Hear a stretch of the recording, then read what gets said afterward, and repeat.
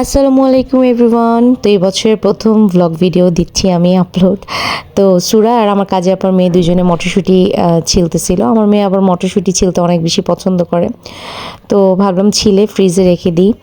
তারপরে আমি রান্নাবান্না করে যখন খাওয়া দাওয়া শেষ করে বসলাম, তখন আমার মামি শাশুড়ি কল দিল শিকদার মেডিকেলে তার ভাইয়ের বউ ভর্তি হয়েছে, একটু রান্না করে দিতে পারবো কিনা।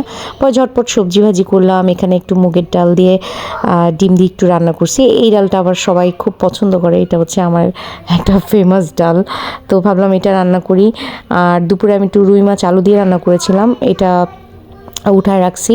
আর এখন আমি এই ছোটো মাছটা চচ্চড়ি করলাম আর ভাত বসাই দিছি। চুলায় মুরগি মাত্র দিলাম, কষাচ্ছি।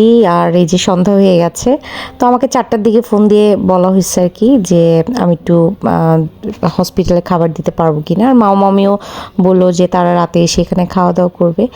তো যাই হোক, সাথে সাথে আমি রান্নায় নেমে পড়লাম। এখানে একটু মুরগি রান্না করতেছি, আর সাথে আমি একটু এই ফাঁকে সুরা আর আপার মেয়েটাকে একটু পড়তে বসাইছি। আমি বলছি গেস্ট আসার আগে আগে তোমরা একটু পড়াশোনা করে নাও। বাবু, আই লাভ ইউ। আমার দিকে তাকাই বলো I love you too. I love you too. ওয়ালাইকুম সালাম, ভালো আছো? মামা আসসালামু আলাইকুম, ভালো আছেন?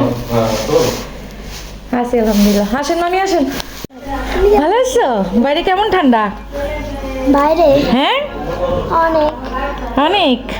বসো বসো, যাও।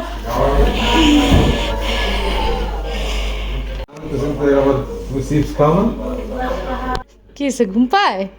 হ্যাঁ, তাহলে তো যেহেতু মামা মামিরা হসপিটাল থেকে আসছে, তো রাত অনেক হয়ে গেছে, তো খেতে বসছে, কারণ মামারা এখনো আবার চলেও যাবে। তো এই বছরের প্রথম মেহমান আসলে আমার মামার শ্বশুর, মামি শাশুড়ি।